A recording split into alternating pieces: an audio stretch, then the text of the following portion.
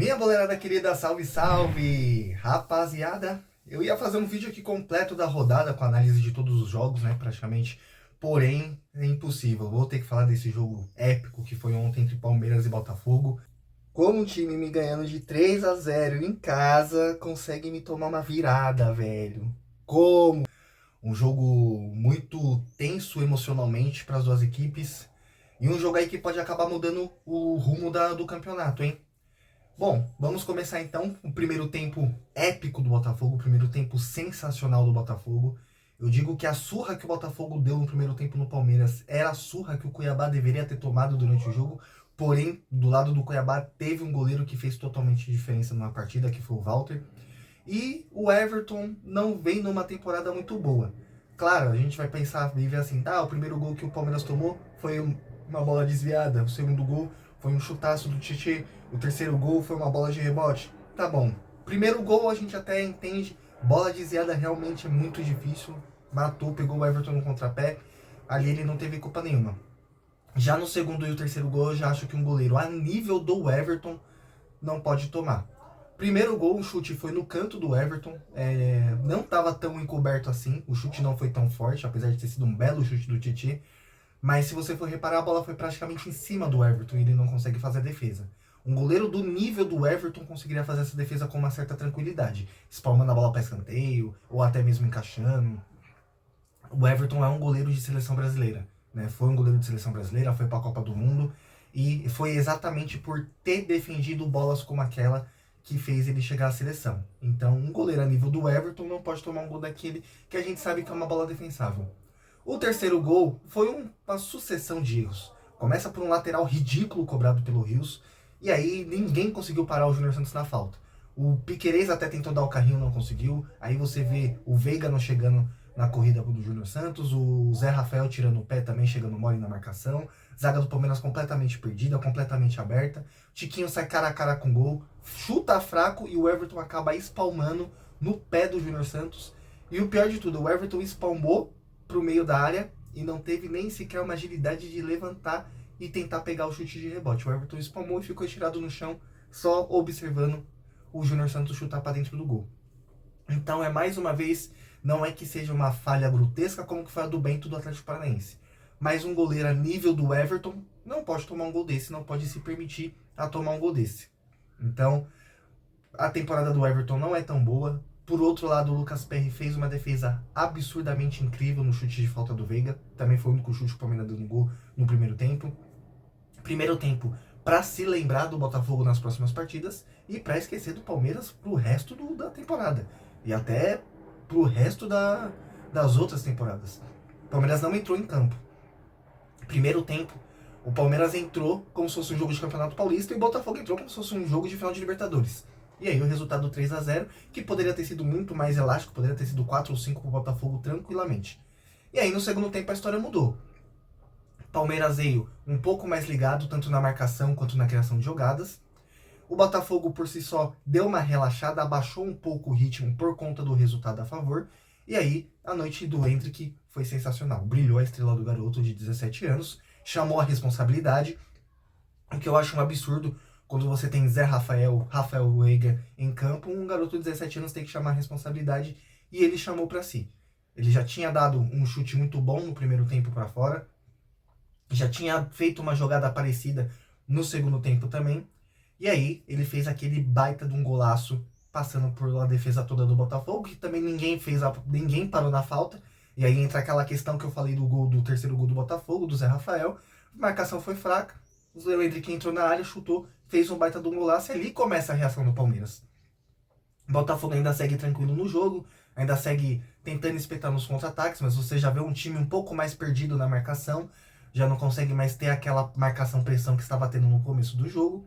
E aí vem o caso da expulsão do Adrielson. O que acontece na expulsão do Adrielson? E aí eu vou entrar na questão da arbitragem, que eu não quis comentar muito sobre o último vídeo, mas um árbitro que estava afastado durante quase um mês, ele volta a apitar um dos jogos mais importantes do campeonato. Aliás, era o jogo mais importante do campeonato nessa rodada, que era jogo de líder contra vice-líder.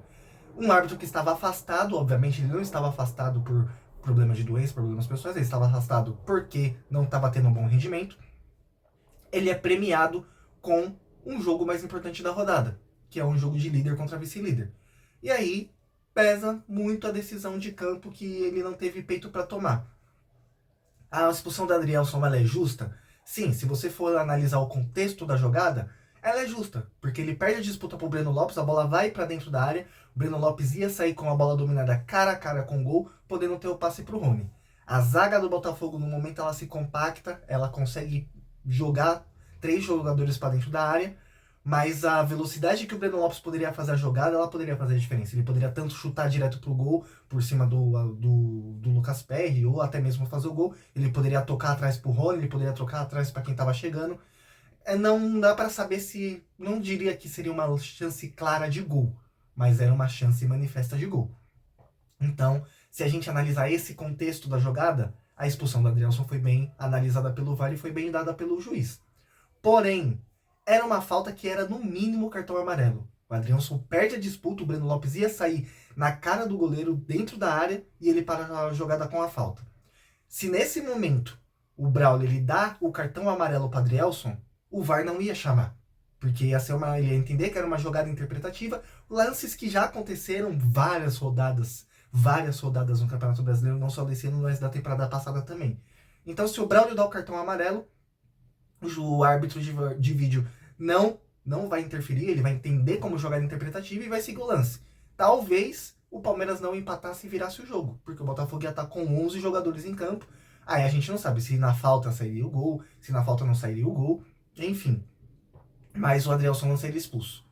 E aí teve a jogada do pênalti. Na minha opinião, não foi pênalti do Rony no Tiquinho. O Rony primeiro toca a bola e depois tem contato normal. Ah, mas a disputa ela ia sair com o Tiquinho, ele ia sair com a bola dominada, ele ia continuar com a bola, ele ia conseguir ganhar a disputa. Tá bom, mas na hora do carrinho, o Rony ele não tem força suficiente para travar a bola, mas ele toca na bola primeiro. E aí a gente entra na questão, mas o Adrielson também tocou na bola primeiro no lance da falta. O Adrielson tocou na bola primeiro no lance da falta, mas depois ele faz o puxão na camisa do Rony. O movimento adicional, não vejo como faltoso, mas o puxão do Adrielson é faltoso. E aí a jogada do Rony é a mesma coisa. E aí o árbitro ele deu o pênalti em campo, o VAR confirmou. Só que aí o Tiquinho decidiu perder. Tiquinho, por que você não bateu o pênalti no meio, Tiquinho? O Everton nunca pega pênalti, Tiquinho. Meu Deus do céu, cara. O pênalti, né, Nela? Claro, ele não perdeu porque ele quis. Ele chutou muito, bateu muito mal. E o Everton, que há muito tempo não pegava pênaltis em disputa de bola rolando, consegue fazer a defesa e recoloca o Palmeiras em jogo. Porque o gol do Tiquinho seria o 4-1. Dificilmente o Palmeiras traria uma reação, né? Por mais que estivesse com um jogador a mais, mas dificilmente conseguiria elaborar uma reação mentalmente falando, porque você tem um jogador a mais, no lance seguinte desse jogador a mais, você tem um pênalti contra, você toma o 4º gol e aí você desaba emocionalmente. Como o Everton defendeu, o Palmeiras falou, tenho chance. No lance seguinte, o Endrick faz o gol, e aí o Palmeiras ia ali uma chance clara de poder empatar ou reverter. E aí teve o empate com o Flaco Lopes, porque na hora que o Tiquinho perdeu, o Abel já chamou o Flaco Lopes, porque ele já sabia que teria essa bola alçada na área demais. O Flaco Lopes faz o gol, no mais uma jogada criada pelo Endrick, ele cruza pro Gustavo Gomes que só escora, e aí o Flaco Lopes só tem o trabalho de empurrar para dentro do gol. E aí começa a reação do Palmeiras. O empate não seria bom para nenhum dos dois. Portanto, a vitória do Palmeiras, ela bota fogo no campeonato, né? Ela faz o Palmeiras ficar mais vivo na disputa do título, liga um sinal de alerta do Botafogo, que apesar do jogo a menos, vê a vantagem caindo, né? Pode chegar até 6 pontos, quando na verdade era de 12 pontos. Então, o Botafogo começa a se sentir pressionado. O que pode ajudar o Botafogo é que agora ele vem com uma tabela mais fácil. Apesar de ter um clássico contra o Vasco agora no final de semana, sem a sua dupla de zaga principal, né? Vai com 2 zagueiros reservas. Então, e sem o Marlon Freitas também, que é seu principal meio-campo. Então o Botafogo vai desfalcado contra o Vasco, abalado emocionalmente por conta da virada em casa que tomou. E eu não sei se o Botafogo vai ter um emocional para seguir adiante e suportar essa pressão, que não só o Palmeiras, mas como o Atlético Mineiro, como o Grêmio, como o Bragantino, vai acabar dando aí no Botafogo. Não coloco o Flamengo porque essas 2 derrotas seguidas que o Flamengo teve, talvez aí o Flamengo tenha dado um pouco de adeus à briga pelo título, vai brigar mais pela Libertadores. Mas Bragantino, por ter 2 jogos a menos, o Grêmio, por ter também estar numa temporada boa, e o Atlético Mineiro em crescente, sendo a melhor campanha do retorno, coloca o Atlético Mineiro aí também numa possível briga por título. E aí, vamos ver como vai se desenrolar. No mais, partida memorável do Palmeiras no segundo tempo e péssima no primeiro tempo. E do Botafogo, partida memorável no primeiro tempo e péssima no segundo tempo. Porque o Botafogo permitiu essa reação do Palmeiras. Mesmo com a expulsão do Adrielson, você estava com 3-0 de vantagem e um pênalti a favor. E aí você se perde emocionalmente e você acaba tendo uma confusão total dentro de campo. E você vê que no momento que estava 3-1, o Júnior Santos o tempo todo ele chamando a atenção dos seus jogadores. Falando, vamos fechar o meio, depois a gente vai para cima, vamos organizar, vamos marcar. Então o Botafogo já voltou para o segundo tempo perdido na marcação, né? Mas não deixa de ser uma partida épica. O campeonato ainda está em aberto e, para mim, na minha opinião, se o Botafogo não for levar o título, obviamente eu quero que o Palmeiras leve. Então, galera, deixa aqui o seu comentário do que você acha, se o árbitro errou, se o árbitro não errou, o que você achou dessa partida memorável que foi ontem no Newton Santos, no Engenhão. Curte, comenta, compartilha com os amigos e não deixa de seguir a gente nas outras redes sociais. Forte abraço, tchau, tchau. O cara tomou virada tomando de 6-0, mano.